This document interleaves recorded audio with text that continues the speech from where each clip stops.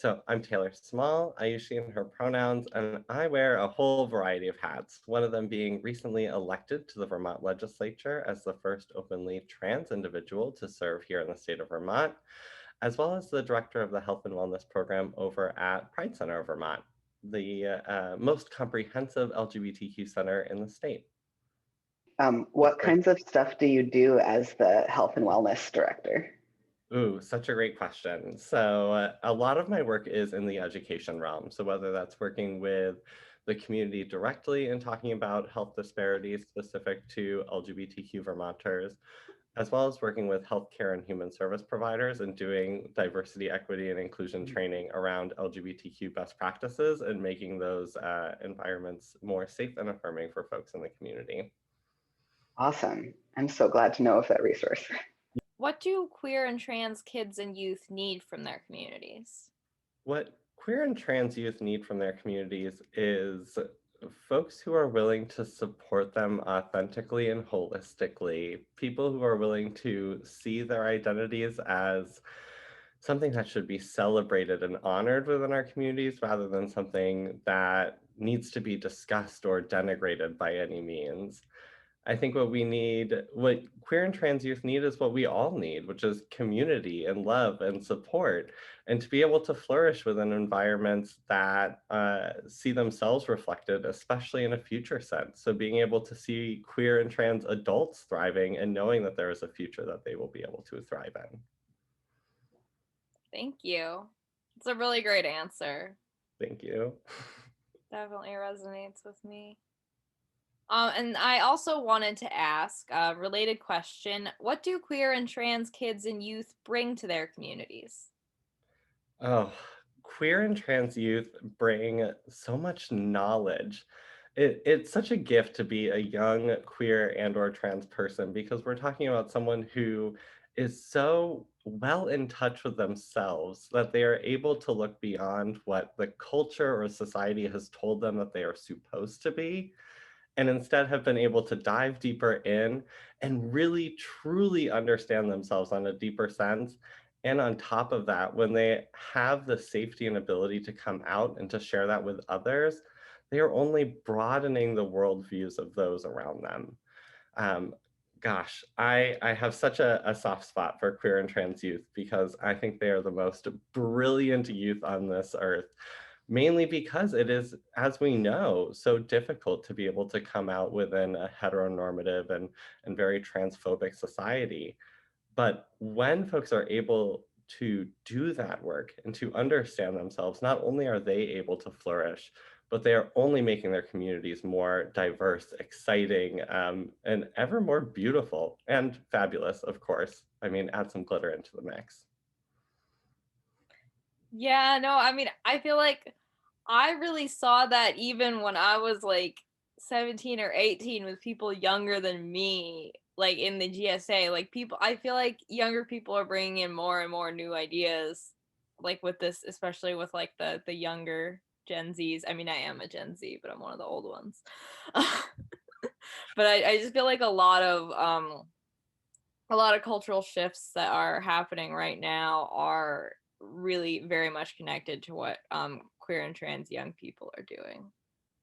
Oh, absolutely. And for some folks, we can say that it's a piece of being able to have access to this information. So when we think of social media and the internet and being able to connect with folks who share these similar identities and being able to learn across borders and distance. But I think there's also this piece of finally moving into a time where our society is allowing folks to actually thrive within their identities. I mean, this is the first time in our history where we haven't had our identities policed and like literally policed and locked up for being able to be truly authentic to ourselves.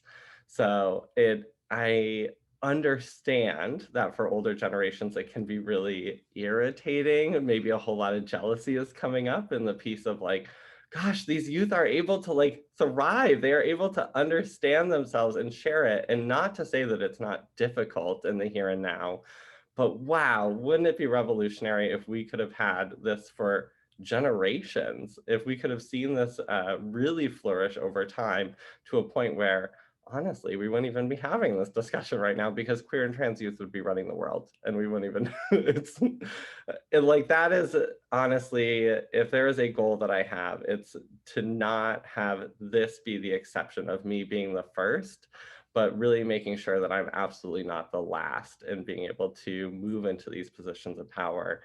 Um, and knowing that this is where the change is happening. It's going to come from creative thinkers. It's going to come from people who are thinking outside of the box and not being just following the mold that has been told to them, but really thinking outside of that and how we can expand and make things truly better. Thank you very much. Thing you said about jealousy, because this is a thing that um, straight and cis people may not be totally conscious of. But one of the other pieces of my practice is I sometimes do facilitation with like families and friend groups who are trying to be in better allyship relationships together. I was talking with a friend of mine who's a family therapist who also does that work, obviously.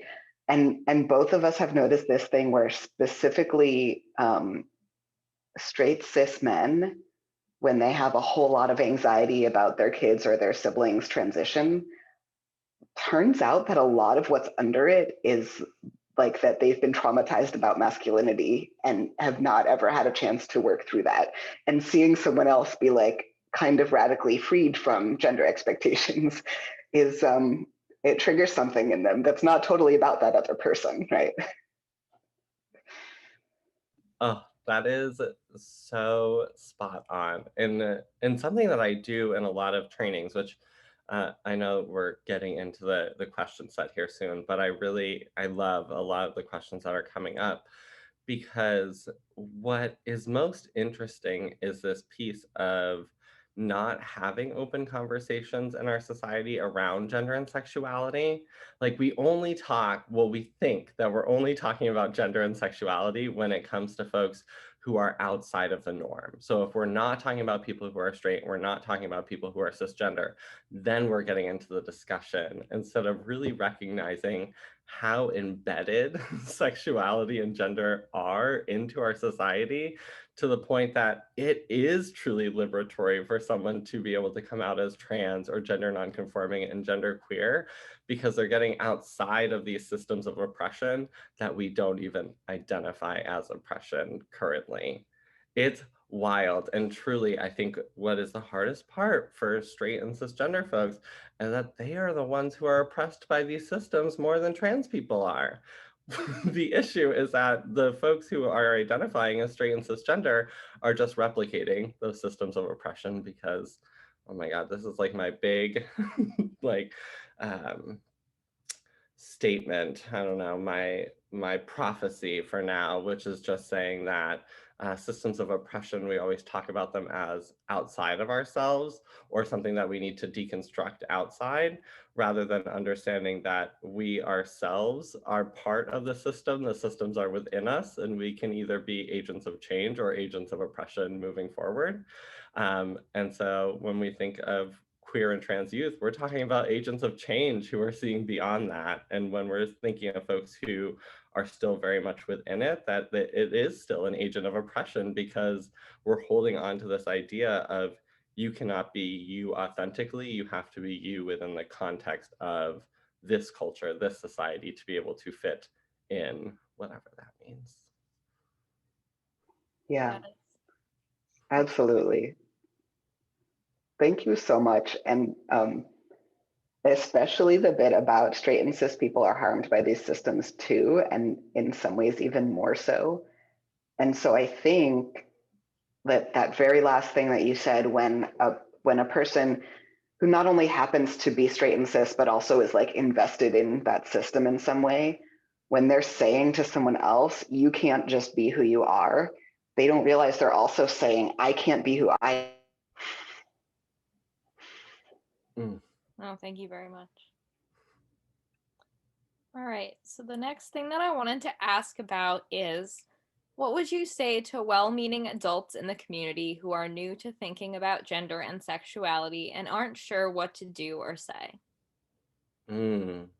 This is such a good question. And so when it comes to well-meaning adults, I think the biggest piece is really leaning back on support and compassion. There is no script of what you can say that is going to be the most supportive.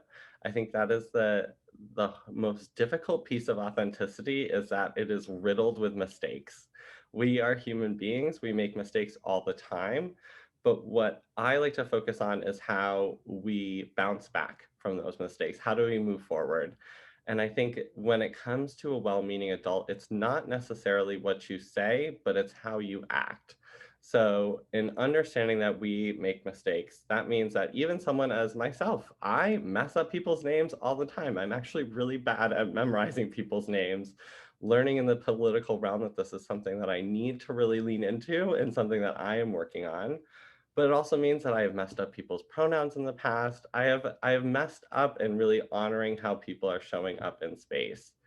And so, do I riddle myself with the guilt of what has happened? No, but what I focus on is really building that relationship and leaning into that trustingness of the relationship and saying, I made this mistake and I'm going to do better in the future. And then I correct myself in that moment. So if I misuse someone's name, I use the right name. If I misuse someone's pronouns, I'm going to go back and I'm going to make sure that I'm using the right pronouns moving forward. And those are the actions that show that queer and trans youth have the support that they need within community. And I think it feels so small, but those are what are going to have the biggest impacts in the long term. And I think another piece that comes up is really understanding that the education that you need to do around queer and trans identities is not with your youth. There are so many wonderful resources, whether it's your local LGBTQ center or the internet, to be able to understand the intricacies of identity and how it relates to your youth or how it even relates to yourself. I think a big piece of this is really understanding that we all hold a gender identity and sexuality, and that once we're able to understand our own relation to those terms, then we're better able to understand other people's relations to those same exact terms. And then once you have that baseline knowledge, it's connecting with your youth and saying, what does this mean to you? Like, this is the knowledge that I have. Is this the same for you? Or is there other things that I should know? And it's being curious and honest and really, gosh, at the end of the day, it's making a friend. It's being engaged in community and really showing compassion, which again, all really basic things, but I'm not trying to say that just because they're basic, they're not hard at the end of the day. Mhm. Thank you. Doing education on your own. That is something a lot of people have brought up, and I think it's really important because I remember like trying to educate my parents, and I know other people were trying to educate their parents or like their siblings, and it's just people do like when someone in their life comes out, they're just like, okay, so you have to explain your identity to me and explain all your friends' identities to me. And it's like, I think most of the time people don't realize that they're putting a burden on the youth, but that is what's happening. I So it mean, is really important to do your own education. absolutely. And I think this will not be surprising to you both, but I was a very fiery young person, really carried that with me through my life. And so when I was first coming out as queer or when I was first coming out as trans, of course, people had a whole lot of questions and they would send them right to me. And it's very interesting how we approach these topics. It's always like, can I ask you a personal question? And it's like, well, how personal are we about to get here? Because I don't know how ready I am for this, especially as a young queer and trans person thinking about this in the sense that not only am I trying to conceptualize and understand my own identity in relation to the culture that I'm in, but also I have to then convey this to somebody else, and I'm just trying to find the language to define it for myself, and then I have to kind of translate that to you as well. Anyway, what I would always do is there's a really wonderful website. It's called Let Me Google That For You.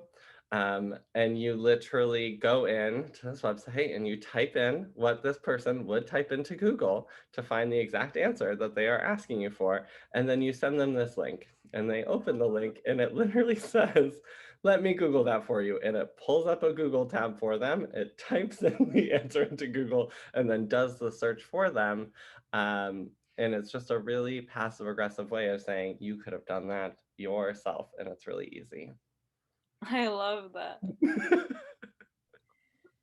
So I've if been there's a giving tool, if there's a tool you need, it's called Let Me Google That For You. It is one of my favorites. I still use that sometimes with my own mother, and she hates it, but she gets what I'm getting at when I send something like that. I love that.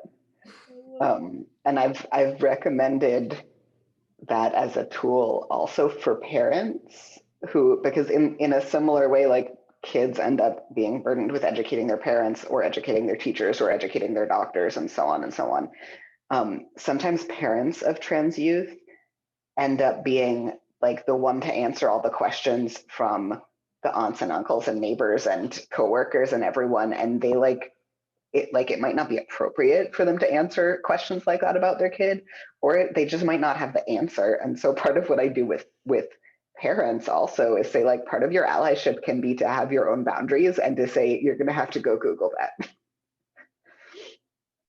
A follow-up question that I had to that is, how do you support queer and trans youth who may not be out to their parents? Also a great question. I think that that's an important piece when anyone is coming out is to know who they are out to so you can support them in that process as well. And I think what is such a gift is that when someone shares their authentic self with you, is to hold that in confidence and to know that it is a gift that is being shared and being able to say thank you for sharing this. How can I support you best? Or what would you like me to do with this information?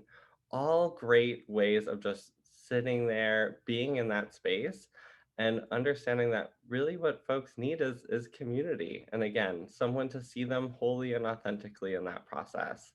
So you're not necessarily, there's not the best thing to say, there isn't the best thing to do in those moments. But again, it really focuses on action. And so being present, letting them know that you're there to support them, and then helping them in the process if they would like to come out to other folks, or if they want to practice pronouns or a name, or to be able to talk about their crush with you. Those are all wonderful things to do when someone comes out. Thank you very much. That is really important. You're actually the first person who's mentioned it, but knowing who someone is out to is so important because I feel like a lot of times people assume like, oh, you're out or you're not, which is very different from how it actually works. Oh my goodness, I know. We talk about coming out as though it's like this one-time event. Boy, do I wish that was the case, That would be nice. That would right? have really solved a lot of my problems. But you have one party where you just here, I'm coming out to everyone. The end. Wow, that sounds like a really intimidating party. Let's also talk about that. But also, I would rather have that really intimidating party because that's what it feels like the first time, second time, third time that you're coming out, is that it feels like when you're coming out to one person, you are coming out to so much more than that. Because there is this worry that comes up around, if I tell this person this information, is it going to stay in confidence? Or are they going to then, oh, well, I'm only going to tell my partner, or I'm only going to tell my parents.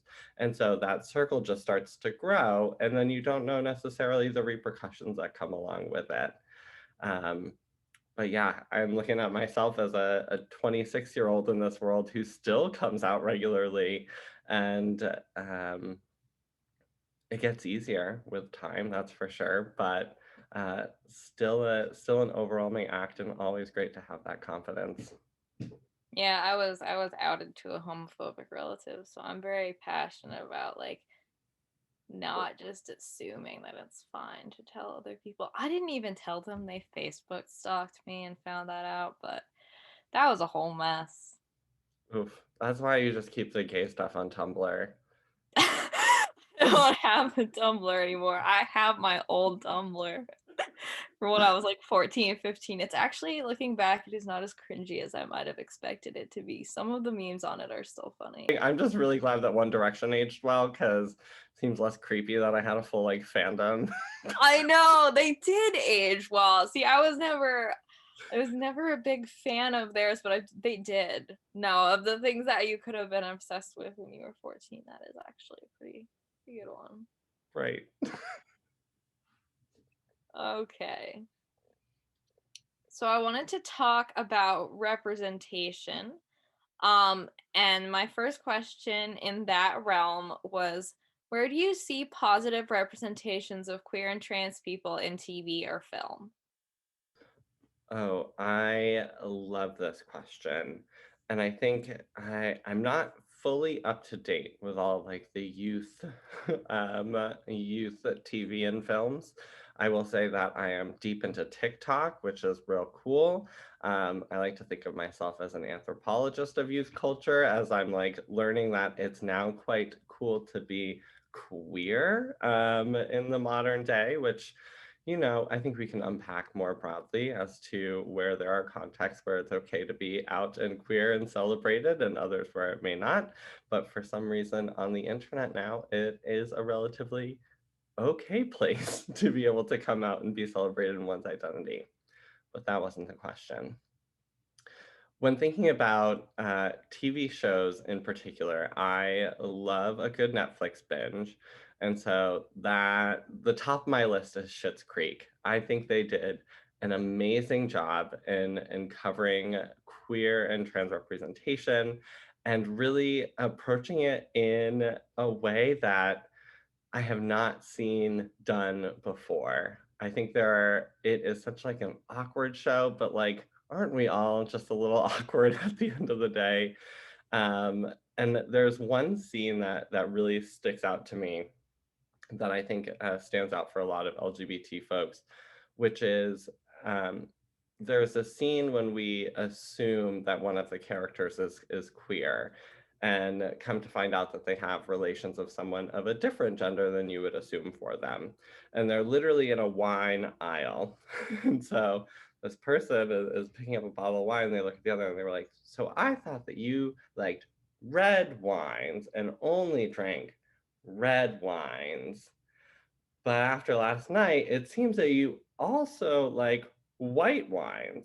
And he was like, oh, I'm picking up. Okay. Yes, I do like red wines and I like white wines. And I've also dabbled in a rosé or two.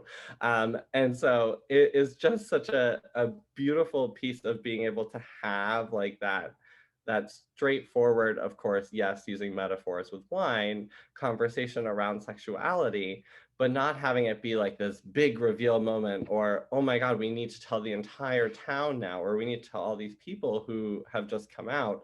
It was just very like nonchalant, literally, as in like, I am choosing this bottle of wine versus this one. And I think that's where the hope is for community, is that it is one piece of who I am. And again, a gift that we can share with others when we share that information. But at the end of the day, it is not the fullness of who we are. There is so much more. Like, we are artists and we are creatives and we have jobs that we like to do and we have hobbies, and most of us like love cats and dogs. Like, those are all pieces of our identity. But I think that is something that I've pushed for, is like equitable representation in TV and media.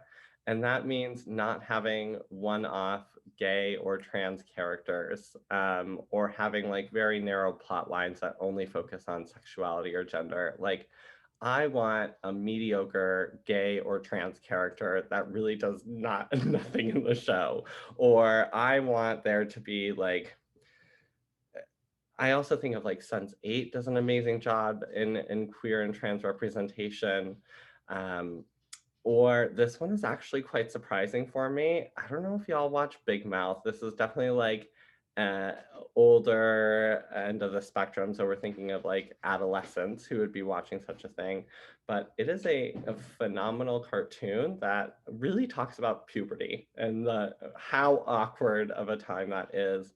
And in their newest season, they had their first like trans character. There was already a gay character on the show, and in this new season, they had their first trans character. And I think what I appreciated most about it is the realness of the situation. So, not trying to necessarily show how things should be done, but really digging into how situations like, I'll just paint the scene for you. There is a trans character who comes into a summer camp, and essentially, this adult counselor is like, hey, here's this new camper, insert name here. They're trans, pushes them into the room. Go ahead, ask all the questions that you want, and then leaves. And that's how it feels so often is like we are reduced as people to one piece of our identity. And then the support is just that is what is felt as the support. It's like we are supporting your identity by uplifting it and naming it for this crew, and then we're not going to support you because we're just going to let them ask whatever questions they want, and we don't have the answers, but you do because that's your identity. And so it builds on that as the episode goes on to really show that yes, that was an awkward interaction, and it's really difficult for trans folks to answer all of this, and you can still find allies at the end of the day who are going to come and be like, that's not right, and how can we embrace you in community. And that still happened by the end of the episode. But thank you for following my little tangents here about queer and trans representation in the media.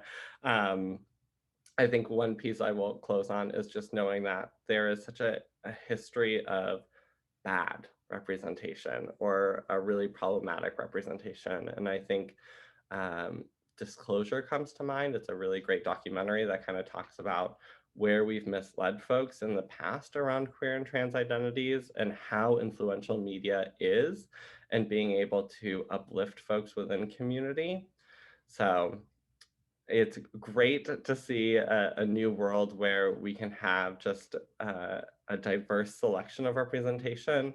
And the hope in the future is that, again, I just want some like mediocre characters who it is just a piece of their plot line that they may be lesbian, gay, bisexual, transgender, but that they are just like every other character dealing with the world that we live in. Thank you. Yeah, no, I hear a lot of things. I really agree. Just mediocre. What we really need is just like a mediocre queer rom-com with no tragic elements. Yes, I am here for this. Or like a terrible Hallmark movie where, it's just like, God, yeah, someone coming in from the city, someone else being like a lumberjack or something. I can see it now. I'm painting the Yeah. picture. The Yeah. thing I really like is I really like the movie Booksmart because it's just like every other teen graduation movie, but one of them is queer. Like one of the best friends who are like decide who are like, okay, we studied our whole high school career and now we finally have to party because we're graduating.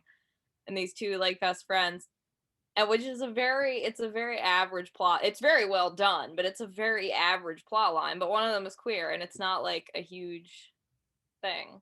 It's like, It also makes me think of I I literally typed in Booksmart. I have not seen that yet, but I want to now. Um there was also this show that was called, it's like Bad Moms or like Working Moms or something like that. I'll have to send it to you afterwards, where it's literally the plot line for the show are three moms who are struggling financially, and they start doing like some illegal work on the side. Anyway, that's not the plot line that I'm getting into here. The plot line is that one of the moms has a gender nonconforming kid, and literally, I think what I love most about the show is that they do have like the one episode that addresses it, but up until that point, you know this child's name, but the parents use no pronouns throughout the entire time, or if they do, they're using gender neutral pronouns. And you're like, that's peculiar. And I mean, as a queer and trans person, like I didn't think anything of it. I was like, oh, I'm sure we'll find out about this youth later on. And yeah, there was one episode that came up where this youth was being bullied, and they addressed the fact that they were like, they don't even know what gender they are. And the mom was just like, why does it matter to you? Like, this is my child. I want them to be able to be who they are. And so as the show progresses, this child starts to be or starts to come out as more transmasculine and then using he him pronouns. But I think there was no like coming out episode, there was no like revelation. It was just such an understanding that as you grow and develop, you are going to find a more accurate and authentic representation for yourself. And these parents just let that happen and we're just cool with it in the show. And like that's what I want to see, is not this big struggle of, oh my god, I don't know what to do with my youth. Like they're going to be, I think of my mom, like, oh my god, you're going to have such a hard life. Like I love you, I support you, and like I also know how difficult your life is going to be. And it's like queer and trans youth like know this about our society. That's why it's so difficult coming out. But what we need are the folks who are going to say, yes, there are going to be difficulties, and you have the support that's going to allow you to be resilient and to move through it. Thank you. So I did also want to ask, in terms of representation, about where you saw positive representations of queer and trans people in kids and youth books. Oh my goodness. So one thing that I do in community is drag queen story hour. It has been something that I've done along with another drag queen here in Vermont for the past 2.5 years. And it is just an amazing time of being able to come together on a Saturday morning in a library reading various children's books. And I think there is just there are so many amazing books out there now that touch on gender exploration or sexuality or diverse families. And so there are a few that come to mind. The first that I absolutely love is Red, a crayon story.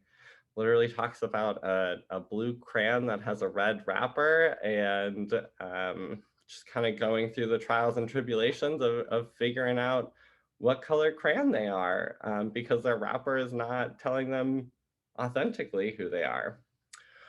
Or I think of um, Call Me Teddy, which is about a teddy bear that doesn't like wearing the bow around their neck and wants to wear the bow on their head, which is a really beautiful one as well.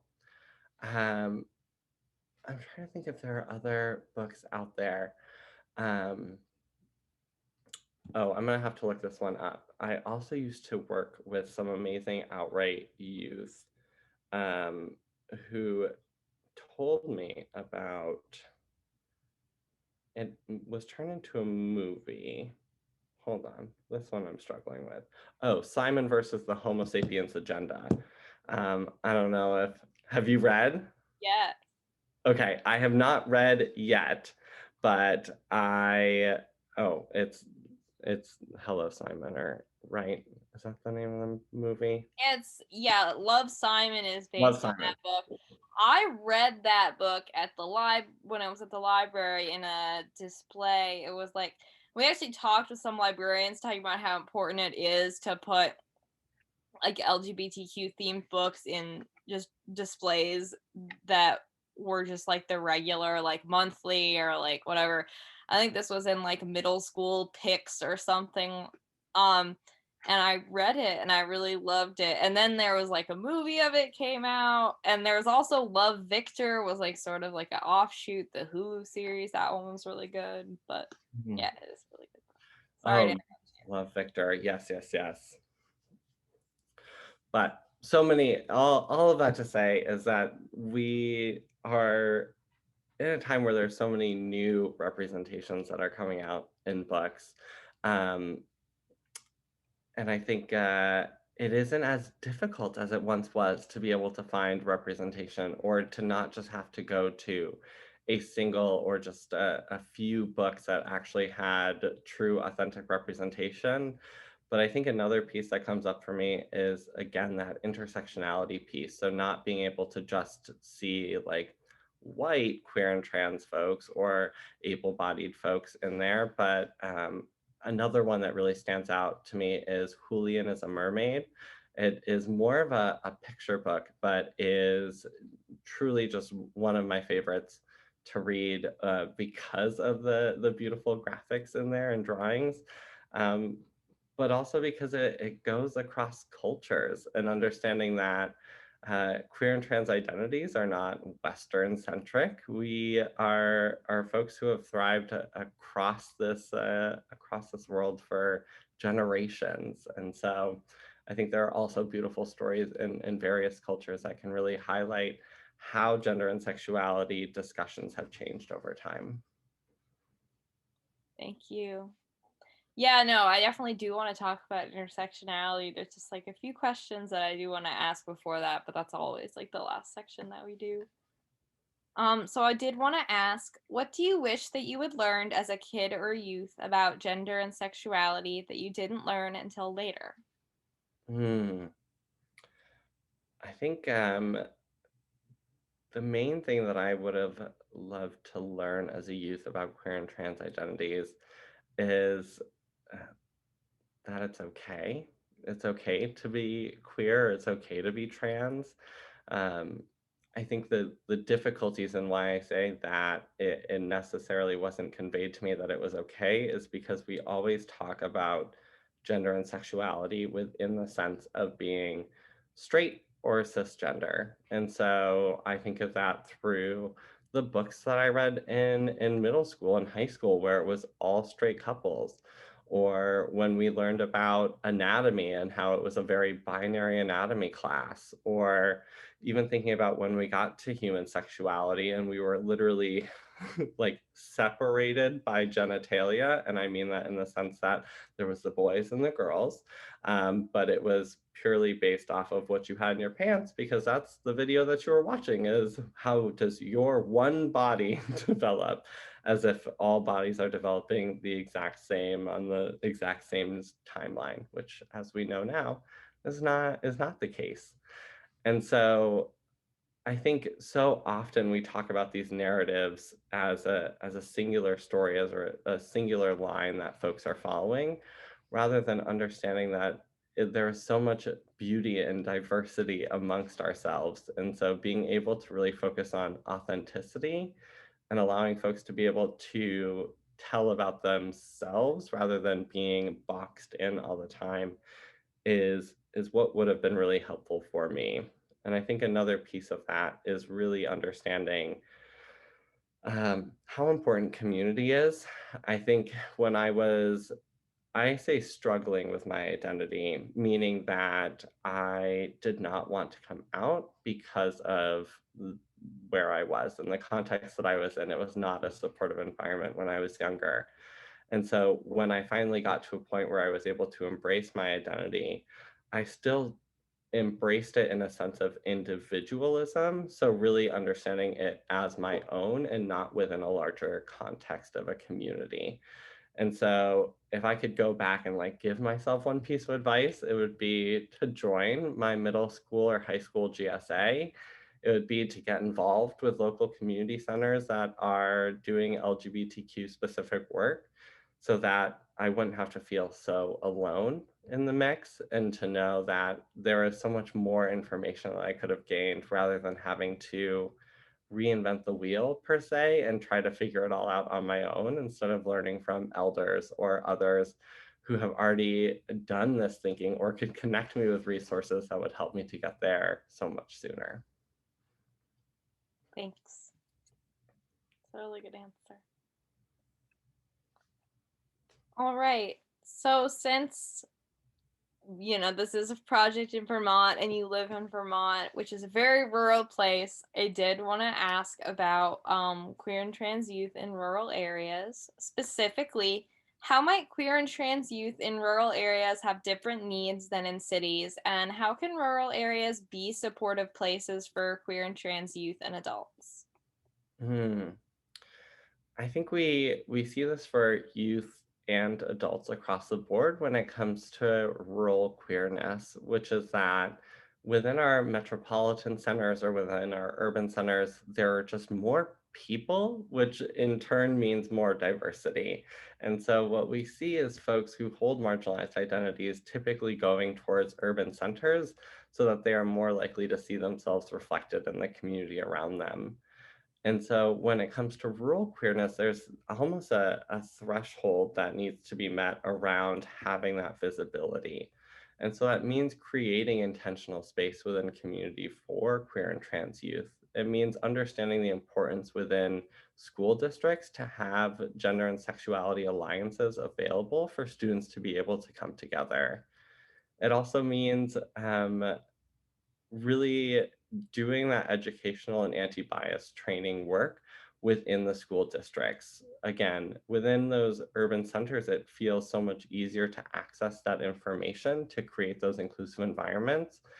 And I know that it is ever so slightly more difficult to get that information within more rural settings, but that doesn't mean impossible. And I think at the end of the day, what is underscored for me is that when we put in this work to have folks see themselves reflected or to be able to find community, what we're doing is we're reducing suicide risk because we know that a resiliency factor at the end of the day or a protective factor is that when people have that sense of community or have someone that they can be fully out, open, and honest to, we're reducing suicide risk by half.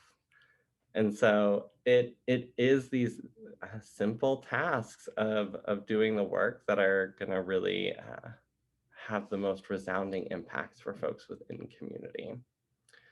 And other than that, I think again, it's working with local organizations like Outright Vermont or Pride Center of Vermont, and being able to know what resources you need to implement these policies and procedures in schools, or to be able to create these youth groups within your communities. And I know both of those organizations are more than willing to help out in making these ideas a reality. Thank you.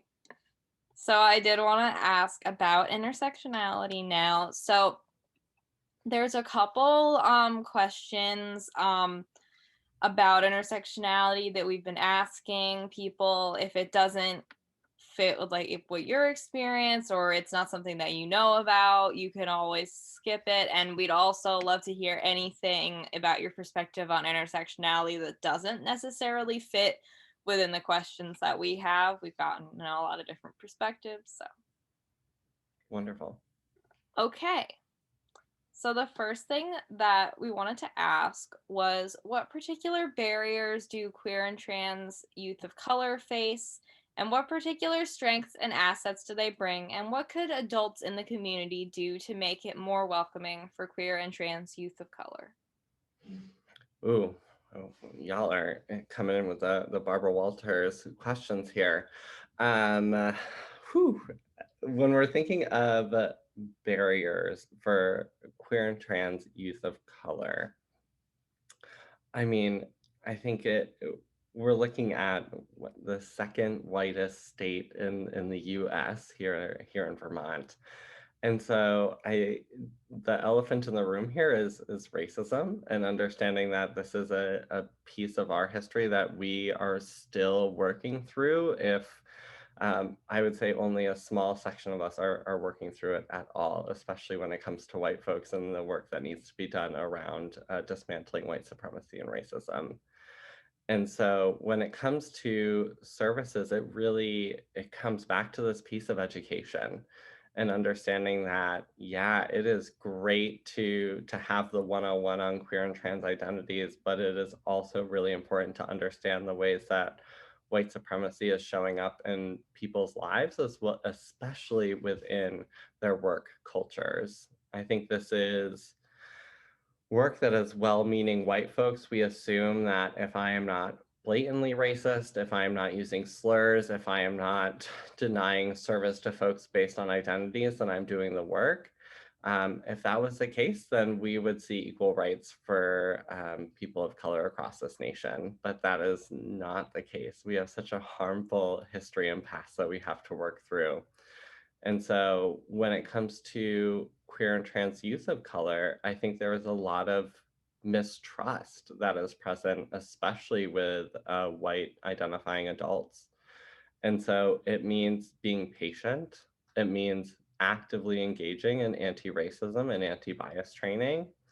It means consistently engaging in this work and knowing that pieces there white supremacy is so embedded within our culture that we don't necessarily see it. And so one way that it shows up for me a lot is this idea of perfectionism and wanting to get things absolutely right. And so that's where I come back to when we think of supporting just queer and trans youth overall. We always want the script. We want to know exactly what we are supposed to say. And that's why I am saying there is no script. There is no right way to do this thing, and that when we take a step back and understand that we can never truly be perfect, that we are always going to make mistakes, that's when we start to get into this learning of, well, then how can I do better in the future? And better does not mean bigger. It doesn't mean you're going to be an amazing all-star. Again, it doesn't mean that you are never going to make mistakes. It means that you are willing to engage again and again and know that every time that you are making a mistake, that you are able to learn from that experience and do better again in the future. And beyond that, I think for queer and trans youth of color, it again is coming back to creating those affinity spaces and making sure that there are spaces where folks are able to see themselves reflected both in other youth and adults in that space. Um, and continually learning and growing. I think this is work that I still have to engage in myself, and will forever be engaging in. So I don't necessarily have the answers, of course, but all I can say is that um, it is the desire to do better and the actions of actually doing better in the future that will get you closer to it. That is a really good answer. Thanks. So then I also wanted to ask, what particular barriers do disabled and or neurodivergent LGBTQ people face? What particular strengths and assets do they bring? And what could adults in the community do to make it more welcoming for these youth? That's such a good question as well. And I think something that I hold in regards to this question is that there is a strong correlation between neurodivergent youth and queer and trans identities.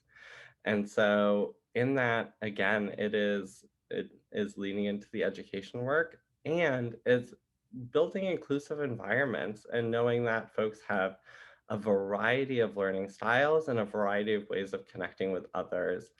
And I think what is true across youth in general is allowing them to dictate how they want to connect or what they would like to do, and giving them that autonomy and ability to participate authentically, whether it is in classroom environments or just community environments overall.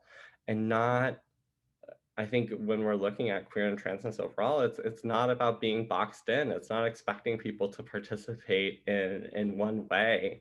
It's creating a variety of ways of participating. And so when it comes to strength, I think, again, looking back at that correlation between neurodivergent youth and queer and trans identity is that we're talking about folks who are able to think outside of the box, who knows that the society that we are in and the culture that we are in is not currently supporting all members of our community. So how do we learn from youth and move away from this adultism, adult-centric mindset of we have more years on this earth and therefore we have more wisdom, rather than I have a set of wisdom and knowledge from my time here, and youth also have a set of wisdom in their time and are able to better help us to create a more welcoming environment or a more inclusive environment. And I think this goes back to the question before about queer and trans youth of color. Like, the strength is that we can lean on their leadership. Youth leaders are emerging, as we've seen time and time again, especially now when we think of climate change activists and pushing forward change that needs to happen on a global scale. But I think at the end of the day, even across all of the intersections, it is that piece of seeing youth as our teachers, that we do not hold all of the wisdom moving forward, but that we can learn just as much as we can teach. there anything else that you'd like to say, either about intersectionality or about anything else related to this project, before we finish up this interview? Ooh, a great piece that I like to touch on is even the intersection of thinking about queer and trans youth, that youth are not just queer or just Mhm. trans, they can be a combination of the two, um, and that they are going to hold more identities than just that. And so when it comes to engaging in conversation, I think it is letting folks define their own narrative. And ways that we can do that is by using gender neutral language. And so, not asking someone if they have a boyfriend or girlfriend, but asking who their crush is or significant other, or if they have a partner, or thinking about how we talk about family structures and not necessarily assuming A, that people have straight parents, or B, that the people taking care of them are necessarily their parents. So asking about their guardians and caregivers and letting them define their family structures and define themselves for you. And I think so often it's like, oh, well, I can use whatever language I want, the person will still correct me. And at the end of the day is the hope is that folks won't have to correct you. You want to be able to give them essentially a Mad Lib where you are wanting to find specific information so that you can connect and build that trusting, helping relationship with someone. But they should be the ones who are able to fill in the blanks for you, not the other way around where they have to copy edit whatever is being said. Um, and lastly is this piece about talking about gender and sexuality with youth and how we often think that it is a taboo topic or we have to wait until youth are a specific age until we can engage in that conversation. And honestly, the pushback that I have on that is that we talk about gender and sexuality every single day. Every day we talk about it, but it has become so commonplace that we don't think twice. And so often it's when we're talking about folks outside of the expectations, so folks who are not straight and not cisgender, where we start to get our feathers ruffled in having that conversation. And so I would say engage in the conversations as they authentically come up. And please steer away from calling your children like he looks like he's going to be a lady killer.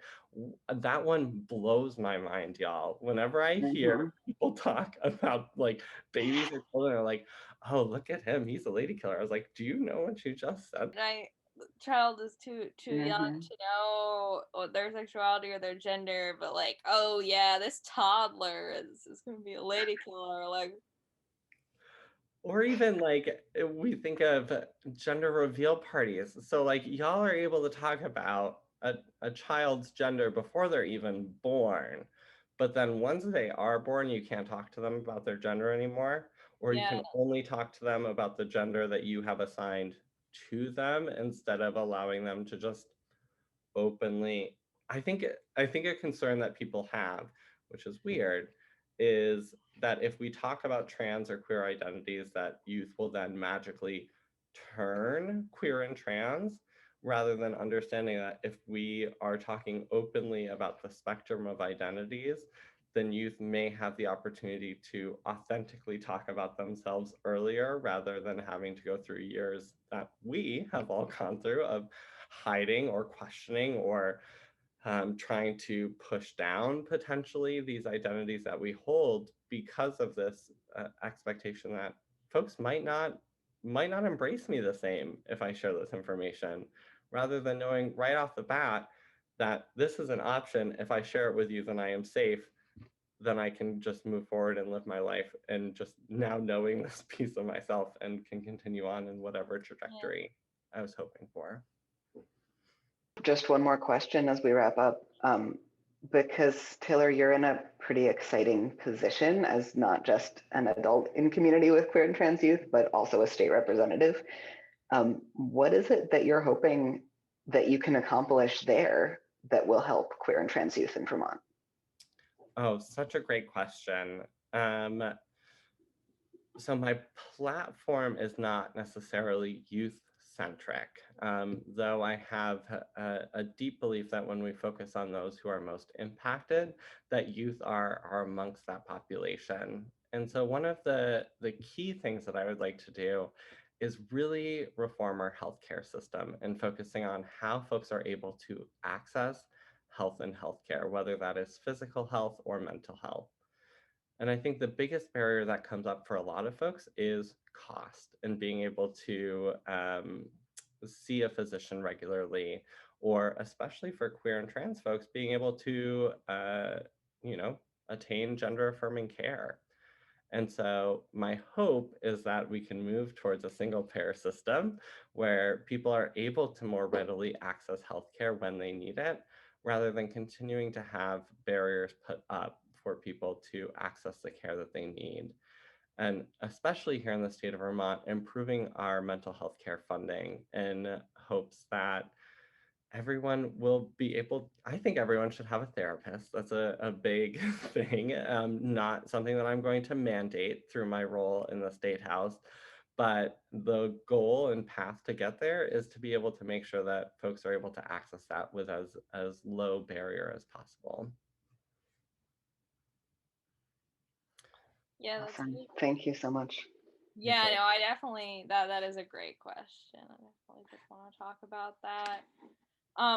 Also, I didn't bring this up while you were talking because you were definitely like on a roll, but the thing that you said with the about having a, if somebody will ask, oh, do you have a boyfriend? Oh, do you have a girlfriend? And like assuming that the person will correct you if you're wrong, like a lot of times a person doesn't know if it's safe to correct you. Like I've had people ask like, oh, do you have a boyfriend? And I'd be like, well, I have a girlfriend, but I don't know if I should like tell you that. Right. So But then I'm just like gonna answer if no, somebody because that's the asks thing. like, oh, do you have Yeah. a partner? Are you dating anyone? Is it sounds more likely the way that they phrase it that they would be more okay with your response being, oh yeah, I have a girlfriend. Also, that really matters in healthcare itself too. For real. Heck Like yeah. I know that it's made a huge difference for me just having like doctors when they're asking all their questions to determine like your risk of like pregnancy and STDs, or whether you need to get on birth control, and like asking questions that are not very heteronormative and very cisnormative does make a big difference. That's something I liked about Planned Parenthood. Actually is very good about that. Heck Yeah. yeah. Heck yeah. I also think back to um, this time when I did come out to my physician in like high school and had told them that I was gay. And I just remember that the follow-up thing that they said was, okay, so we should do an HIV test today. And I was like, wait, what? No, come on, come on. Like, I remember just sitting there being like, why? And they were like, well, because you have a same gender partner. And I was like, well, if you had continued to ask around sexual contact, I can tell you that my risk for HIV is low to none. So let's stop making those assumptions. It's a whole larger piece of like, yes, the first hurdle is making sure that we're having inclusive questions so that folks are able to tell their authentic stories. And then the second is like that anti-bias training of like, okay, but then you have to then default back to your your doctor knowledge to say, okay, now I assess risk now that I have this information, rather than making these like blanket questions. Or I've heard of so many folks who will like tell their doctor about having a same gender partner as like a lesbian identified person. They're like, okay, and what birth control are you on? They're like, I just told you that there's no birth risk here, so these aren't connecting. Yeah. Yeah. And that's something we say to healthcare providers all the time is when you're asking whether it's risk questions or demographic questions, you should ask them in a way that is answerable for everybody who might ever come to you, right? But that's a nice kind of guideline for everybody in community too. Like, is the question I'm asking answerable by anyone? including like someone pointed out to me yesterday, he's like trying to be a better support to his trans sibling. And his question for his sibling was, what would you like me to say when somebody asks, do you have brothers or sisters? Because that question's not really answerable when it's phrased that way. If your sibling is non-binary. Yeah. Oh my God, that is right. I also think it is so interesting when we talk about language that when it comes to being more inclusive, it's not as complicated as we sometimes try to make it to be. There's no like unique language that you have to speak. It's literally breaking it down to its basics. So like, what do we ask when when people Mm-hmm. ask if I have siblings? Wow, what a mind-blowing like. Right. Or when we have, I recently saw in a document where I'd given the feedback to someone of like, we really should move away from having he/she because that's so binary, and like they does exactly what we want it to do, right? Like they is all encompassing. And the person looked at me and was like, oh yeah, totally. And I get the document back and it literally now says he, she, they. And I was like, y'all, come on. Like it's like a step in the right direction, but you literally could just put they. And it's the same Mm-hmm. exact thing. And then you're not even putting any gendered expectations on it or like, oh, this third option that we should put instead. Right. I remember I used they as a singular pronoun in a paper when I was in ninth grade, and I was told that that was incorrect and I had to use he or she, and I was like, no, I don't. I Yeah. don't remember how that resolved itself, but it's the same thing like on the PSAT. They had a question with that. It's very outdated, especially, I mean, it's outdated, and yet in a way, it's not even, it doesn't even make sense historically because singular they has been around since like Shakespeare. So Right. I Since don't know. Chaucer, actually, like since Don't like before it. modern English. Oh But wow. so an interesting piece of history there is it used to be much more common to use singular they, and then like starting in the early 20th century, it got less common because of mandatory public schooling and because of a sort of push to standardize language to consolidate power so that people could keep people who spoke dialects other than their favorite one out of positions of power, right? So I noticed this come up when and like the example of people will say, oh gosh, I wish there was a gender neutral equivalent of daughter and son. And I'm like, well, there are some, like there are lots of words you could use. Could you just say your kid? Yeah. Like that's what I say. I say my stepkid. I don't say Yep. daughter or son, right? Not because of that person's gender identity, but just because like that isn't the point of what I'm communicating in that moment. And people don't want to say kid because I think it comes across informal or like not as classy as they want to, or Mhm. like not respectful, right? So it's actually not about gender anxiety. It's actually about like respectability politics that people don't want to use the words that we do already have. That comes up a lot. I feel like sir and ma'am, and how there's not like Yeah. a neutral equivalent there, but you don't have to use those modifiers to be in a polite formal tone, but a lot of times it's sort of expected, especially when you work in a field where you're expected to refer to customers that way. It's very Mhm. it's yeah, that one is like, it is a respectability politics thing sometimes. Yeah. And And the gender thing too, because even so, my partner's a professor and has a doctorate, and sometimes people will get anxious about their non binary gender and will say, well, do I call you Mr. or Ms.? And they're like, you call me doctor. Like, you knew that already. Like, what? But you forgot because you were distracted by my gender, right? Yeah. such a wild thing.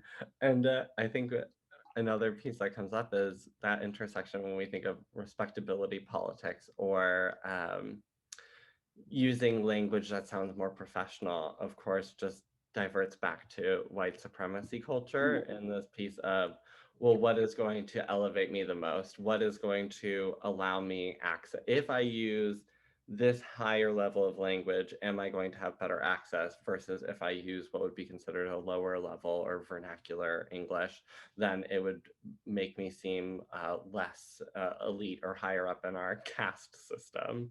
And I always, or I try sometimes to go back to this piece about you and thou, which I Mhm. recently learned, which is that you is actually the plural form, like you all essentially, versus thou, which would be a singular you. And so we got rid of thou. Clearly, we don't use it at all. At least I don't. I want to speak for y'all. Um, and it's just because there was no rhyme or reason to it. Our language is just always developing and changing. And so something as simple as using they, which is complete, like every dictionary has said it, and not to mention we've just naturally used it that way in language to refer to a singular person and plural. It just, ugh, gosh, people. No, I've never heard someone like he or she come up naturally in conversation. It's just this forced binary thing. Like if you see somebody like doing something on the side of the road, you'd be like, "Oh, what are they doing?" Nobody says, "Oh, what is he or she doing there?" Right. You know, I actually have only a few times, and it was from my grandmother, who was a public school teacher who taught second grade, like, and was very old, like taught second grade since I think the late 30s or something, the late 1930s, that is, not her 30s. And she, I think, is just a really great example of this thing about proper language being not only about gender, but about power and whiteness and assimilation, because she did not grow up speaking English as a little kid, but she was schooled that if you're going to be a professional, you're going to use exactly this proper English and you're going to use it exactly this way. And she spoke that way for her entire life. But not because that was like her natural mode of communication, right? Like that was about discipline. She was literally disciplined to speak that way. Mm-hmm. Oh, That is a really good point. Yeah. I really adore these tangents that we've gone on. They make me super happy. y'all, these are my I love these conversations. Clearly, I'll go down any tangent you want when it comes to talking about gender, sexuality, white supremacy, all of these pieces that push us away from authenticity at the end of the day. Um, but I guess that's the whole piece of white supremacy culture, right? Is to separate ourselves and from community. Yeah. Thank you very much. You're so welcome. Thanks for reaching out. I'm really glad to be a part of this. Yeah, no, I'm really glad that you were able to be a part of this also.